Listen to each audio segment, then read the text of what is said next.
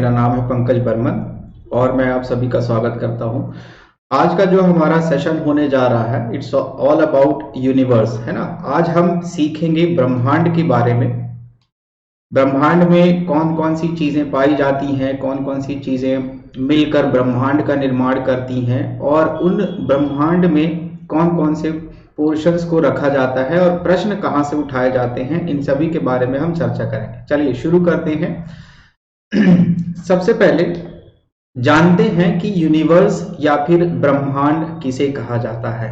बहुत ही सिंपल तरीके से इसको हम समझ सकते हैं कि अगर ब्रह्मांड है ना, ब्रह्मांड में किनको किनको सम्मिलित कर सकते हैं। All of space and time and their content, ठीक है। इनमें हम क्या कह सकते हैं, जैसे कि प्लैनेट्स को ले लीजिए, है ना। प्लैनेट्स हो गए, स्टार हो गए, गैलेक्सीज हो गए, इन सभी चीजों से मिलकर या इनके जैसे जितने भी प्रकार के पदार्थ होते हैं, ऊर्जा होती है, उन सभी चीजों से मिलकर किसका निर्माण होता है, ब्रह्मांड का निर्माण होता है।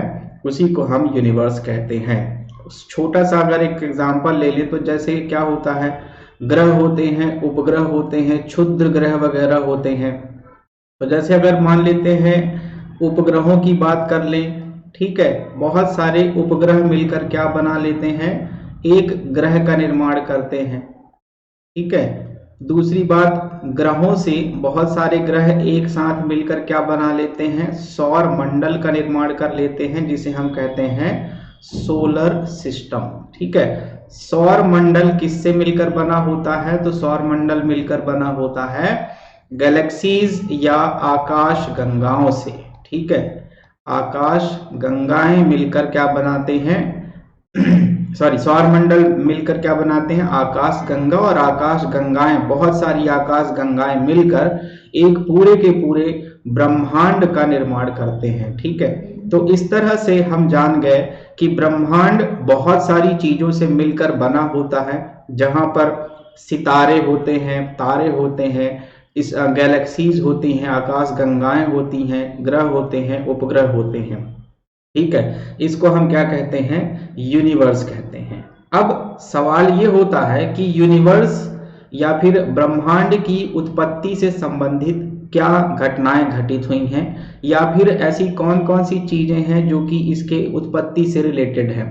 तो बहुत सारे थ्योरीज होते हैं, लेकिन बेसिक तौर पर तीन मुख्य थ्योरीज हैं या तीन मुख्य सिद्धांत हैं जो कि यूनिवर्स या ब्रह्मांड की उत्पत्ति से रिलेटेड हैं।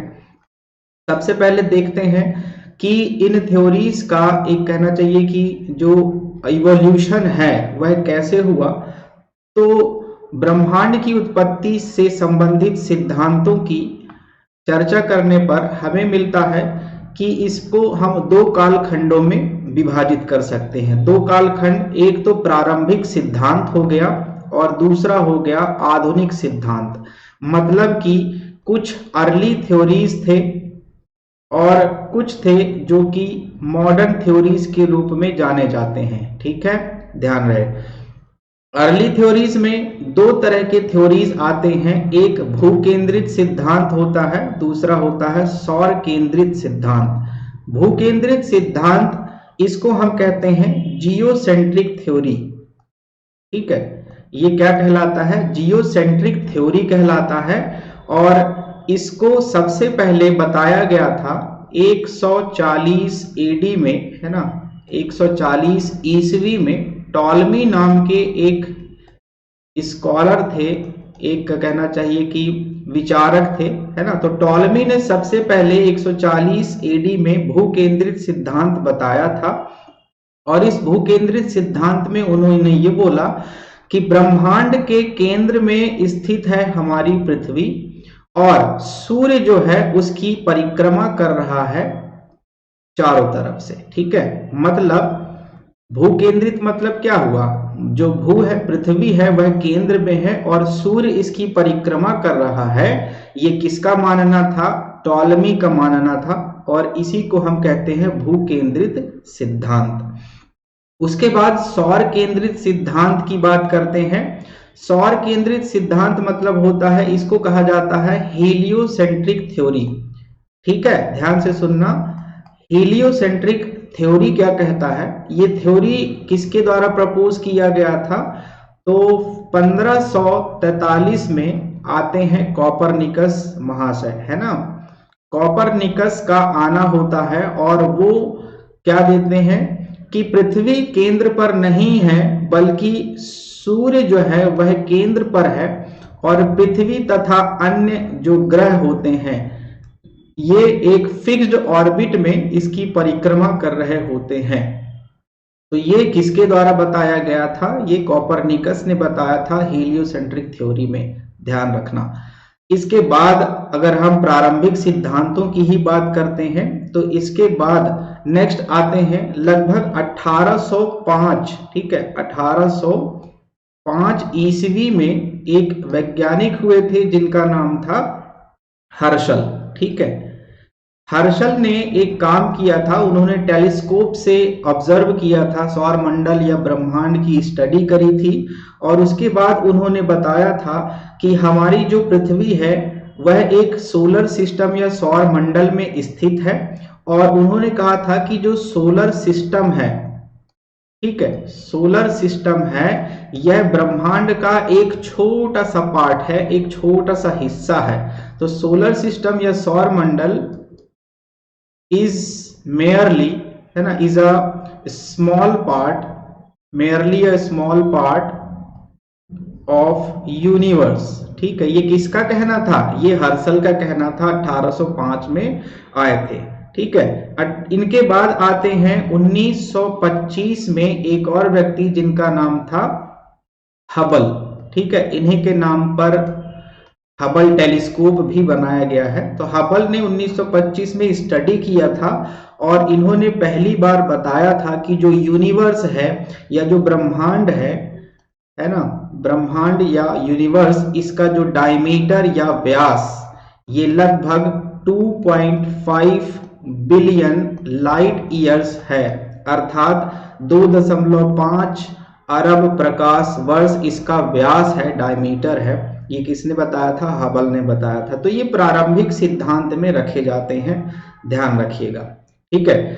आगे बात करते हैं, नेक्स्ट आते हैं हम आधुनिक सिद्धांत में। आधुनिक सिद्धांत जिनको हम मॉडर्न थ्योरीज के नाम से भी जानते हैं। मॉडर्न थ्योरीज में सबसे पहले आता है महाविस्फोट थ्योरी या इसको हम कहते हैं बिग बैंग थ्योरी। और बचपन से ही आप लोग पढ़ रहे हैं बिग बैंग थ्योरी के बारे में कि भाई पहले क्या था, पहले एक जो ब्रह्मांड था ऐसा नहीं था, है ना, ग्रह नक्षत्र या फिर तारे सितारे और उपग्रहों का निर्माण ऐसे नहीं हुआ था। एक क्या था, एक बहुत हैवी एक एटम था, या फिर कहना चाहिए कि एक बहुत हैवी मास से संबंधित एक गर्म तप्त बॉल जैसी संरचना थी, उसमें अचानक ही विस्फोट होता है और उससे जो अलग हुए पदार्थ होते हैं अलग अलग दिशाओं में तैरने लगते हैं या फिर गमन करने लगते हैं, है ना। कालांतर में फिर उसके बाद क्या होता है, वही जो पदार्थ इससे अलग हुए थे वह फिर से घनीभूत होते हैं, फिर विस्फोट होता है, फिर घनीभूत होते हैं, फिर विस्फोट होता है। धीरे धीरे करके ये सारी प्रक्रिया होती गई और फिर ग्रहों उपग्रहों आकाश गंगाओं तारों का निर्माण होता गया और इस तरह से ब्रह्मांड की उत्पत्ति हुई। ये किसका मानना था, बिग बैंग थ्योरी का मानना है। और बिग बैंग थ्योरी जो है ये वर्तमान में सर्वमान्य है, ध्यान रखिएगा, सर्वमान्य है। और इसको देने वाले व्यक्ति या इसको प्रतिपादित करने वाले व्यक्ति का नाम है जॉर्ज लेमेटर, ठीक है। क्या नाम है, जॉर्ज लेमेटर नाम है इनका, ध्यान रहे, ठीक। चलिए आगे बात करते हैं। नेक्स्ट आता है हमारे पास स्थिर अवस्था का सिद्धांत। इसको इंग्लिश में स्टडी स्टेट थ्योरी कहा जाता है। किस नाम से जानते हैं, steady state theory. Steady state theory ये दिया गया था, एक वैज्ञानिक थे, इनका नाम था हरमन बॉन्डी, ठीक है। हरमन बॉन्डी के साथ आए थे दूसरे व्यक्ति थॉमस गोल्ड, और थॉमस गोल्ड के अलावा एक और व्यक्ति थे जिनका नाम था फ्रेड हॉयल, ठीक है। ये तीनों इसलिए बताए गए हैं क्योंकि कभी कभी प्रश्न पूछा जाता है कि निम्नलिखित में से कौन से व्यक्ति का संबंध स्थिर अवस्था सिद्धांत से है। तो हरमन बॉन्डी, थॉमस गोल्ड और फ्रेड हॉयल, इन्होंने क्या बोला था कि भले ही, है ना, पहली बात तो इन सभी सिद्धांतों का संबंध बिग बैंग से ही है। बिग बैंग में ये बोला गया था कि यूनिवर्स का जो एक्सपांशन है वह अभी भी जारी है। तो स्टडी स्टेट थ्योरी ये कहता है कि भले ही ब्रह्मांड का विस्तार जारी है लेकिन उसमें अपने आप को बैलेंस करने की क्षमता है, मतलब वहां पर एक स्थिर अवस्था या बैलेंस देखा जाता है।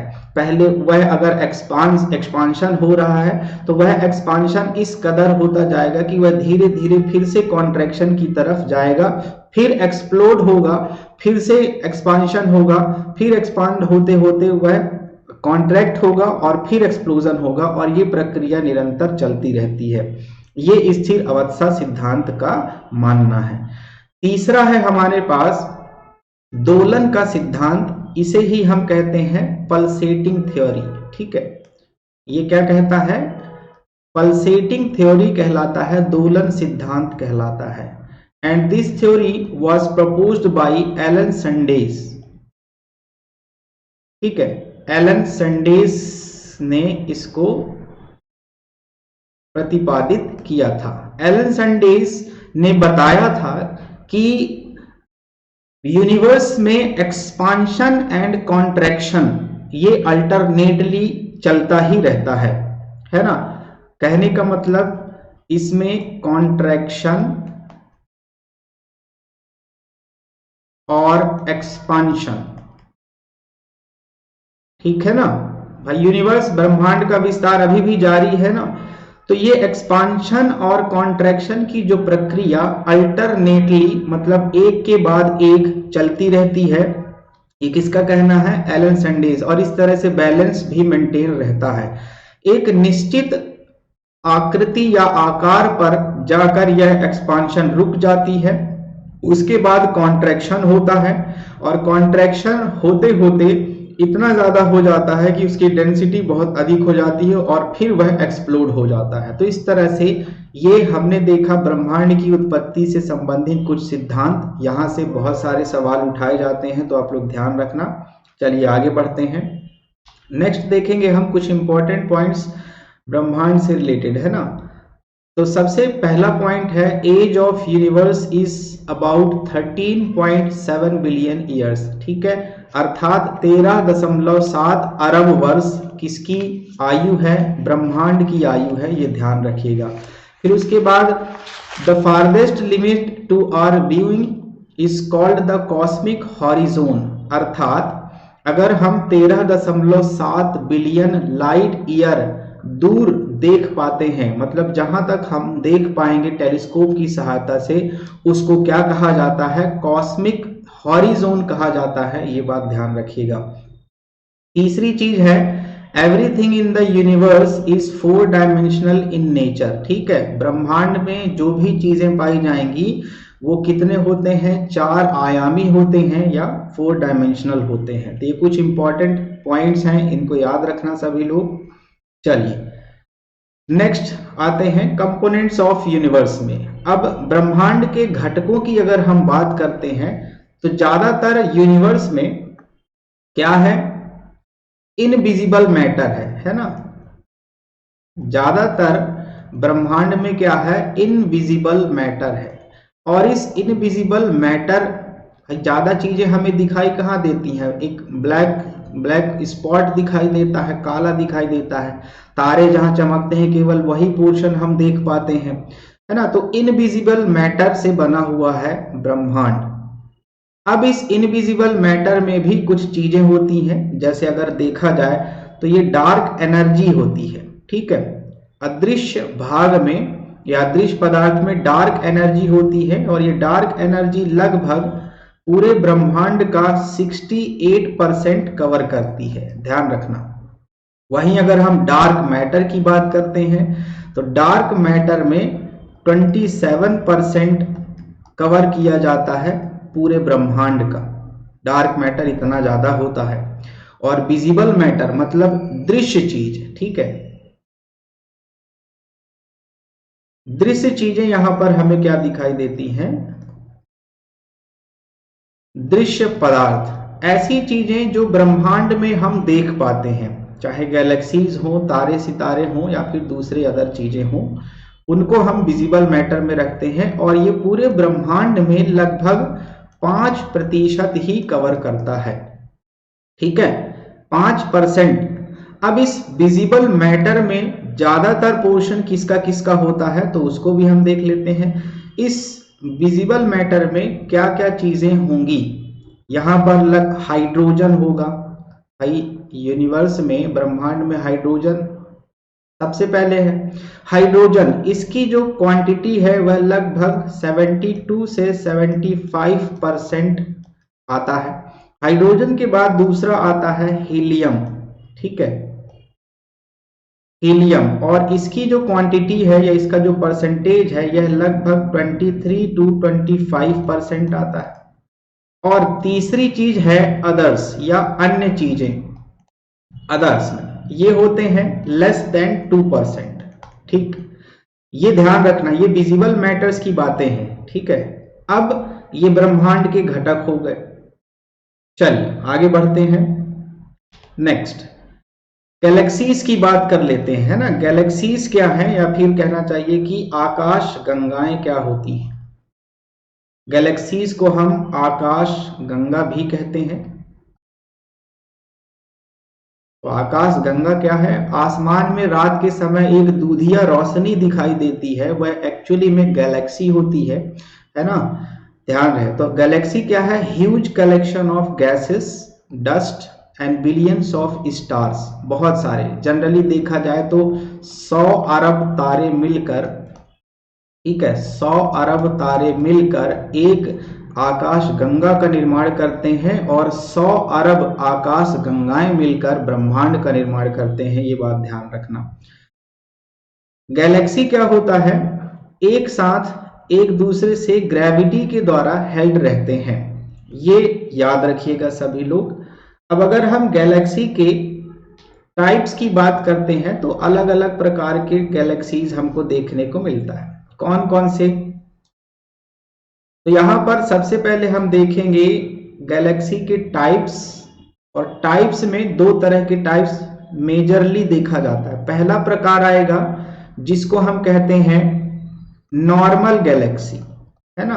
नॉर्मल गैलेक्सी मतलब सामान्य आकाश गंगा। और दूसरा होता है जिसे हम कहते हैं रेडियो गैलेक्सी, ठीक है। रेडियो गैलेक्सी मतलब होता है, या रेडियो आकाश गंगा कह सकते हैं। ये दो तरह के होते हैं, मेन, है ना। नॉर्मल में क्या होता है? नॉर्मल आकाश गंगाएं उनको कहा जाता है जो small amount of radio signals, या कहना चाहिए रेडियो रेडिएशन रिलीज करें या एमिट करें, है ना। तो यहां पर नॉर्मल आकाश गंगाएं, सामान्य आकाश गंगाएं क्या करती हैं? Small amount of radio radiations emit करते हैं, उनको नॉर्मल आकाश गंगाएं कही जाती हैं, ठीक है। ये जो है नॉर्मल आकाश गंगाएं हैं, ये सेंटर में, है ना, सेंटर में क्या होते हैं? चमकदार होते हैं। सेंटर में चमकदार होंगे, और जैसे ही आप सेंटर से बाहर की तरफ जाते जाते हैं तो इनकी चमक थोड़ी सी डल होती जाती है। वहीं अगर हम रेडियो आकाश गंगाओं या रेडियो गैलेक्सीज की बात करते हैं तो ये मिलियन टाइम्स, है ना, million times more radio radiation emit करते हैं। ध्यान रखना, रेडियो रेडिएशन एमिट करेंगे किससे? नॉर्मल आकाश गंगाओं से ज्यादा, मिलियन टाइम्स ज्यादा एमिट करते हैं। इनको रेडियो गैलेक्सीज कहा जाता है, ये ध्यान रखना। अब वापस से अगर हम नॉर्मल को डिवाइड करते हैं तो यहां पर आपको देखने को मिल रहा है इरेगुलर, अनियमित होते हैं, ठीक है। उसके बाद स्पाइरल, सर्पिलाकार, एलिप्टिकल, अंडाकार, स्टार बस्ट और सैटेलाइट गैलेक्सी, ये सब किसके प्रकार हैं? नॉर्मल गैलेक्सीज के अंतर्गत ये रखे जाते हैं। ये बात ध्यान रखना सभी लोग, ठीक है। इरेगुलर मतलब अनियमित आकाशगंगा, जिसका शेप या जिसका जो आकार है वह क्लियर नहीं होता, इन्हें ही हम नवीनतम आकाशगंगाएं कहते हैं। और स्पाइरल आकाशगंगाएं क्या होती हैं? जो पिन व्हील जैसी, जायंट पिन व्हील जैसी होती है ना, हमें आसमान में दिखाई देते हैं। और इनको क्या कहते हैं? इनको मिडिल एज गैलेक्सीज कहा जाता है। मिडिल एज गैलेक्सीज का मतलब होता है जो मध्य युग के आसपास बने हों, ठीक है। एलिप्टिकल, अंडाकार, ये देखने से फ्लैट बॉल के जैसे दिखाई पड़ता है, जैसे कुछ इस तरह से एक एलिप्टिकल वे में, है ना। इनको कहा जाता है ओल्ड एज गैलेक्सीज, ठीक है। प्राचीनतम गैलेक्सीज इन्हीं को कहते हैं। स्टार बस्ट जो होते हैं, इनमें नए नए तारों का निर्माण होता है, तो नए तारों से बना हुआ स्टार बस्ट कहलाता है, ठीक है। और सैटेलाइट गैलेक्सी की बात करते हैं तो यह बहुत बड़े बड़े गैलेक्सीज होते हैं, और इन गैलेक्सीज में कहना चाहिए कि जो स्पाइरल शेप होता है वह नहीं पाया जाता है। तो इस तरह से ये गैलेक्सीज के प्रकार होते हैं। आई होप आप सभी को समझ में आया होगा। चलिए आगे बढ़ते हैं। अब यहाँ पर कुछ बिंदु हैं जो आपको याद रखना चाहिए, जैसे कि पहला पॉइंट बोल रहा है गैलेक्सी जो टर्म है ना, गैलेक्सी जो शब्द है, इसको लिया गया है एक ग्रीक शब्द गैलेक्सियस से, और गैलेक्सियस शब्द का अर्थ होता है दूधिया या मिल्की, है ना, दूधिया होता है इसका अर्थ। ज्यादातर जो गैलेक्सीज हैं या आकाश गंगाएं हैं, इनका जो व्यास है वह 1000 से लेकर 10,000 पारसेक के बीच होता है, और पारसेक एक दूरी की इकाई है ना। साइंस में भी आपने पढ़ा होगा, दूरी की इकाई होती है पारसेक, और अगर एक पारसेक कहा जाए, एक पारसेक बराबर होता है 3.26 लाइट ईयर, ठीक है। मतलब 3.26 या 26 प्रकाश वर्ष एक पारसेक होता है, और यहाँ इनका व्यास, आकाश गंगाओं का व्यास कितना होता है? 1000 से 10,000 पारसेक के बीच होता है, ठीक है। या फिर ये भी तीसरा पॉइंट कहता है कि there are more than 2 trillion galaxies in the observable universe, मतलब जो यूनिवर्स, जो ब्रह्मांड हमें दिखाई देता है, वहां पर लगभग 2 ट्रिलियन गैलेक्सीज पाए जाते हैं, ठीक है। अभी तक देखे गए गैलेक्सीज में लगभग 25,000 गैलेक्सीज को क्या कर दिया गया है? ढूंढा जा चुका है, ठीक है। और इन 25,000 गैलेक्सीज में कुछ ही गैलेक्सीज को नाम दिया गया है अभी तक, जैसे CR7 एक ऐसी गैलेक्सी या आकाश गंगा है जो बिग बैंग के बाद पहली बार बना था, ठीक है। तो महाविस्फोट के बाद पहली बनने वाली आकाश गंगा का नाम है CR7, बहुत इंपॉर्टेंट फैक्ट है। दूसरा, मिल्की वे, मिल्की वे को दुग्ध मेखला भी कहते हैं हम, ठीक है, दुग्ध मेखला। और मिल्की वे या दुग्ध मेखला जो है, यह हमारी आकाश गंगा का नाम है। इसकी खोज गैलीलियो ने करी थी। इसका आकार सर्पिलाकार होता है, स्पाइरल शेप्ड होता है, और हमारी आकाश गंगा में के उसके सेंटर पॉइंट पर जो घूमने वाली भुजाएं होती हैं, है ना, उस पथ को हम ऐरावत पथ के नाम से जानते हैं, ये भी ध्यान रखना। तो ऐरावत पथ में यह अपने ही जगह पर घूमते रहती है। इसके अलावा एंड्रोमेडा को आप देवयानी के नाम से भी जानते हैं, ठीक है, देवयानी एंड्रोमेडा का नाम रखा गया है। और यह मिल्की वे मतलब या तो दुग्ध मेखला से सबसे पास में स्थित आकाश गंगा है, ये भी ध्यान रखिएगा, ठीक। ये कुछ इंपॉर्टेंट पॉइंट्स थे गैलेक्सी से रिलेटेड। नेक्स्ट हमारे पास आता है नेबुला। नेबुला को हम निहारिका के नाम से भी जानते हैं। अब एक्चुअली में नेबुला का इस अस्तित्व क्या होता है या इसकी विशेषता क्या होती है। तो नेबुला एक लैटिन वर्ड है जिसका मतलब होता है मिस्ट या क्लाउड। मिस्ट का मतलब होता है जैसे कोहरा, ठीक है, कोहरा या धुंध कह सकते हैं हम, और क्लाउड मतलब होता है बादल। तो या तो हम इसको बादल कह सकते हैं जो कि गैस या डस्ट से बना होता है, और या फिर मिस्ट कह सकते हैं जो कि डस्ट या गैस से बना होता है। नॉर्मली जो है ये डस्ट के क्लाउड्स ही होते हैं, बहुत बड़े बड़े बादल होते हैं। जनरली इनमें हाइड्रोजन और हीलियम गैस पाया जाता है, थोड़ा बहुत प्लाज्मा भी पाया जाता है, ठीक है।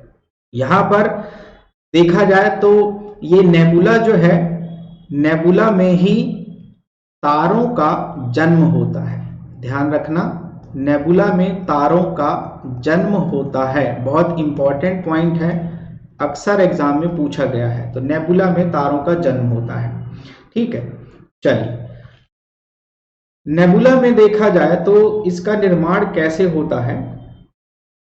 निहारिका तब बनती है जब तारों के बीच का भाग गुरुत्वाकर्षण के कारण आपस में विलीन हो जाए, मतलब वहां पर एक इंटरस्टेलर मीडियम में कोलैप्स हो जाते हैं वह, है ना। तो ग्रेविटेशनल कोलैप्स के कारण इनका निर्माण होता है।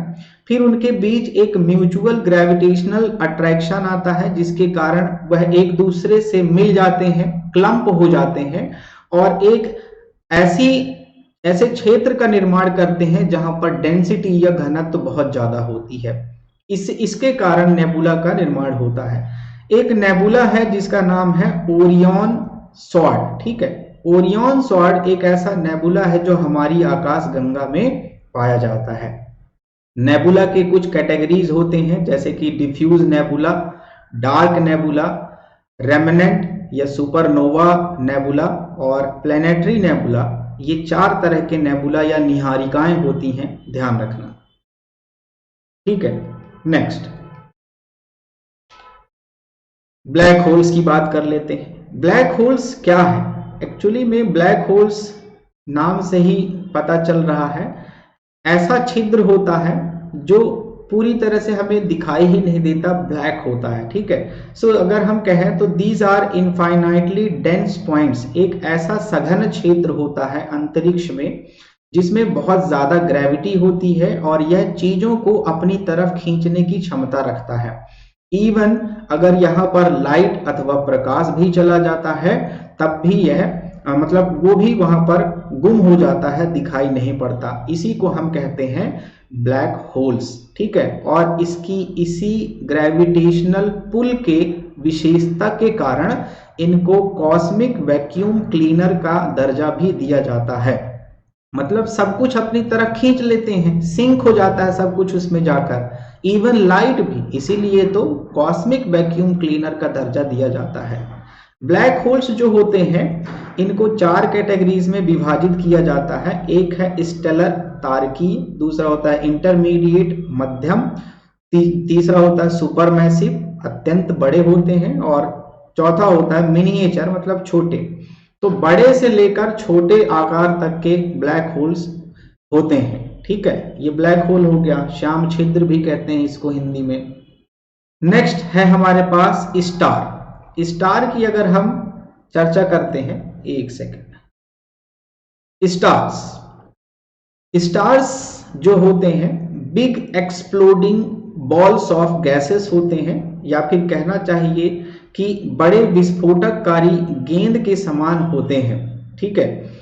इनमें जो गैसेस होती हैं ज्यादातर हाइड्रोजन और हीलियम ही होते हैं। जैसे हमारा सूर्य है, ठीक है, हमारे सूर्य में भी हाइड्रोजन और हीलियम ही पाए जाते हैं, ठीक है। हाइड्रोजन और हीलियम ही पाए जाते हैं। एक्चुअली में यहाँ पर क्या है, न्यूक्लियर फ्यूजन की प्रक्रिया चलती है, नाभिकीय संलयन की प्रक्रिया होती है, जिसमें 2 हाइड्रोजन एटम जो है यह एक साथ आकर बम्बार्डमेंट करते हैं, और फिर उसके बाद एनर्जी के साथ साथ क्या होता है, हीलियम का बनना होता है। मतलब हाइड्रोजन से हीलियम में कन्वर्जन चलता है न्यूक्लियर फ्यूजन के दौरान। इसी प्रक्रिया से तारों का निर्माण होता है। तारों के अंदर खुद की ऊर्जा और खुद का खुद की ऊष्मा जनरेट होती है ना। तो huge amount of energy release होता है इसके दौरान। अब तारों की विशेषताओं में अगर हम देखते हैं तो क्या है, जैसे पृथ्वी के सबसे निकटतम तारा कौन सा माना जाता है, सूर्य। सूर्य भी एक तारा है जिसकी खुद की ऊर्जा और खुद का प्रकाश है। प्रोक्सिमा सेंटोरी नाम का एक तारा है जो हमारे सूर्य से सबसे पास में स्थित है, ये भी ध्यान रखिएगा, ठीक है। प्रोक्सिमा सेंटोरी के अलावा आपने नाम सुना होगा कुछ तारों के बारे में, जैसे अगर हम बात कर रहे हैं अल्फा सेंटोरी की, क्या कहलाता है ये, alpha Centauri. Alpha Centauri actually में 3 स्टार का एक समूह है ना, ग्रुप ऑफ 3 स्टार्स, इसको हम कहते हैं अल्फा सेंटोरी, ठीक, ये भी याद रखना। फिर एक आपने नाम सुना होगा सीफिड वेरिएबल्स।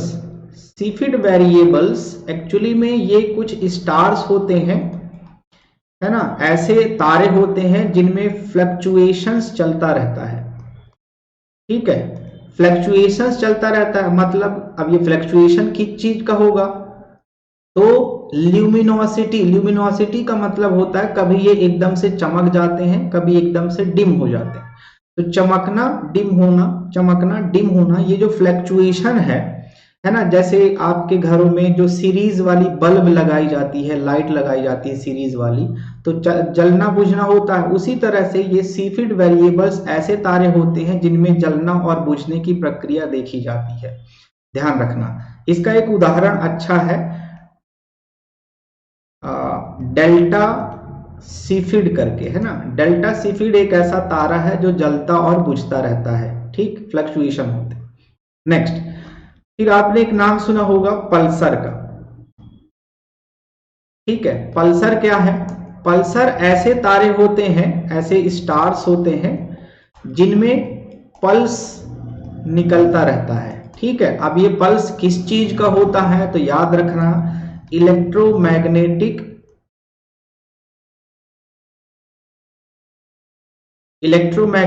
वेव्स, ठीक है। इलेक्ट्रोमैग्नेटिक वेव्स के पल्सेस निकलते रहते हैं रेगुलर इंटरवल ऑफ टाइम में, उनको ही हम पल्सर कहते हैं, ठीक है। ऐसे ही एक होता है क्वासर। क्वासर, क्वासर भी ऐसे स्टार होते हैं, है ना, जहां से रेडियो रेडिएशन का एमिशन होता है, ठीक है। रेडियो रेडिएशन का एमिशन होता है, उनको हम क्वासर कहते हैं। तो ये कुछ तारों से संबंधित चीजें हैं, फैक्ट्स हैं, इनको याद रखना सभी लोग। चलिए आगे चलते हैं। अब बारी आती है किसकी, स्टार के कलर्स की। अक्सर ये सवाल एग्जाम्स में दोहराया जाता है कि किस तापमान पर कितना, कौन सा कलर आता है सितारों में या तारों में, है ना। तो यहां पर देख रहे हैं आप, ब्लू कलर अगर किसी भी स्टार का है तो अर्थात वहां पर 28,000 से 50,000 केल्विन उसका तापमान होता है, और एग्जाम्पल के लिए रीसेल, ठीक है। फिर उसके बाद ब्लेज व्हाइट, हल्का सफेद अगर कलर है तो वहां पर तापमान 10,000 से 28,000 तक होगा, और इसका एग्जाम्पल है सीरियस। तीसरा है व्हाइट या सफेद कलर, तो 7,500 से 10,000 केल्विन तक टेम्परेचर होगा इसका, और इसका उदाहरण है वेगा नाम का एक तारा। फिर ब्रिटिश येलो होता है ना, सफेद के साथ साथ अगर हल्का सा पीला है, सफेदी पीला, तो उसको 6,000 से 7,500 केल्विन तक इसका तापमान होगा, और उदाहरण के रूप में कैपेला है। फिर येलो कलर है अगर, है ना, पीला तारा दिखता है, तो 4,900 से 6,000 केल्विन तक इसका टेम्परेचर हो सकता है, और इसका एग्जाम्पल है सूर्य, हमारा सूरज। ऑरेंज कलर दिखाई देता है या नारंगी रंग है, तो 3,500 से 4,900 केल्विन तक तापमान होगा, और आर्कट्यूरस नाम का तारा इसका उदाहरण है। वहीं अगर रेड कलर है, लाल तारा दिखाई देता है, तो उसका तापमान होगा 2,000 केल्विन से लेकर 3,500 केल्विन तक, और बीटल गीज जो है इसका अच्छा उदाहरण है। ओवरऑल स्टार का अगर रंग प्रदर्शित करता है तो वह किस चीज को प्रदर्शित करता है? टेम्परेचर, ठीक है, तापमान। ये बहुत इंपॉर्टेंट पॉइंट है, इसको याद रखना पड़ेगा क्योंकि एग्जाम्स में पूछा जाता है कि तारों का रंग किसको प्रदर्शित करता है, तो तापमान को प्रदर्शित करता है। ठीक है, चलिए आगे बढ़ते हैं। नेक्स्ट आते हैं तो कॉन्स्टिलेशन मिलता है। कॉन्स्टिलेशन किसको कहा जाता है? तारामंडल को कहते हैं। ठीक है, मतलब बहुत सारे तारों का समूह। सिंपली अगर हम देखें तो आपने आसमान में देखा होगा बहुत सारे तारे एक ही जगह पर दिखाई देते हैं और एक आकृति का निर्माण करते हैं, उनको ही कॉन्स्टिलेशन, तारामंडल या फिर नक्षत्र मंडल भी कहते हैं, है ना, नक्षत्र भी कहा जाता है। So constellation is a group of stars that forms definite imaginary outline, है ना, एक काल्पनिक आकृति का निर्माण करते हैं, उनको ही हम कॉन्स्टिलेशन या तारामंडल कहते हैं। देखा जाए तो हमारी गैलेक्सी या हमारे आकाश गंगा में अभी तक 89 कॉन्स्टिलेशन ढूंढे जा चुके हैं। इनमें से हाइड्रा जो है लार्जेस्ट माना जाता है अकॉर्डिंग टू एरिया। क्षेत्रफल के अनुसार सबसे बड़ा कॉन्स्टिलेशन या तारामंडल हाइड्रा है। किसके अनुसार? क्षेत्रफल के अनुसार। लेकिन अगर स्टार्स या तारों की संख्या के आधार पर हम कहें, है ना, तारों की संख्या के आधार पर सबसे छोटा है ना, क्षेत्रफल में सबसे बड़ा, तारों की संख्या में सबसे छोटा माना जाता है। ठीक है, आगे देखते हैं। और भी कुछ होते हैं, जैसे कि एक होता है क्रक्स नाम का एक तारामंडल है और यह सबसे छोटा तारामंडल होता है। ठीक है, क्रक्स सबसे छोटा तारामंडल है। फिर उसके बाद सेंटोरस जो है तारों की संख्या के आधार पर सबसे बड़ा तारामंडल माना जाता है ना, तारों की संख्या के अनुसार सबसे बड़ा नक्षत्र या तारामंडल है। इसमें 92 स्टार्स पाए जाते हैं, ध्यान रखिएगा। सबसे लोकप्रिय तारामंडल उर्सा मेजर या उर्सा प्रमुख होता है। ठीक है, जो ज्यादातर उत्तरी आसमान में दिखाई देता है। ज्यादातर लोग इसको ग्रेट बियर के नाम से जानते हैं या इसको लार्जर बियर भी कहा जाता है ना, या large bear. Great bear, large bear दोनों एक ही चीज है। भारत में, है ना, भारत में इसको सप्तऋषि के नाम से जानते हैं। ठीक है, किसके नाम से जानते हैं? सप्तऋषि तारामंडल के नाम से जाना जाता है इंडिया में। ये कॉन्स्टिलेशन के बारे में था। आई होप सभी को समझ में आया होगा। आगे देखते हैं पोल स्टार। ठीक है, पोल स्टार क्या है? इसको हम ध्रुव तारा के नाम से भी जानते हैं। बचपन में आपने छोटी क्लासेस में पढ़ा होगा कि ध्रुव तारा किधर दिखाई देता है। तो ध्रुव तारा उत्तर की दिशा में देखने पर जो सबसे ज्यादा चमकदार तारा होता है उसी को हम ध्रुव तारा नाम देते हैं। ठीक है, तो उत्तरी गोलार्ध में उत्तरी तारे के रूप में भी जाना जाता है और यह सबसे चमकीला तारा माना जाता है। ठीक है, जो किसी विशेष समय या तो खगोली के सबसे नजदीक दिखाई पड़ता है, मतलब जो हमारी पृथ्वी है या हमारी जो पृथ्वी का एटमॉस्फेयर है उसके सबसे नजदीक देखने को मिलता है और सबसे ज्यादा चमकदार दिखाई देता है। ठीक है, वर्तमान में pole star Polaris alpha Ursa Minoris को बोला जाता है। 2700 ईसा पूर्व में थेबन नाम का एक स्टार था जिसको हमारा ध्रुव तारा माना जाता था। इसको अल्फा ड्रैकोनिस के नाम से भी जानते हैं।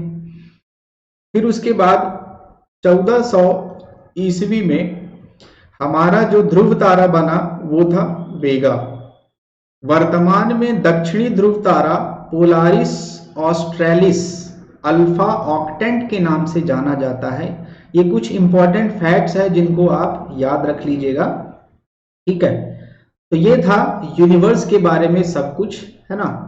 आशा करते हैं आप सभी को समझ में आई होंगी चीजें। तो ब्रह्मांड में इतना ही।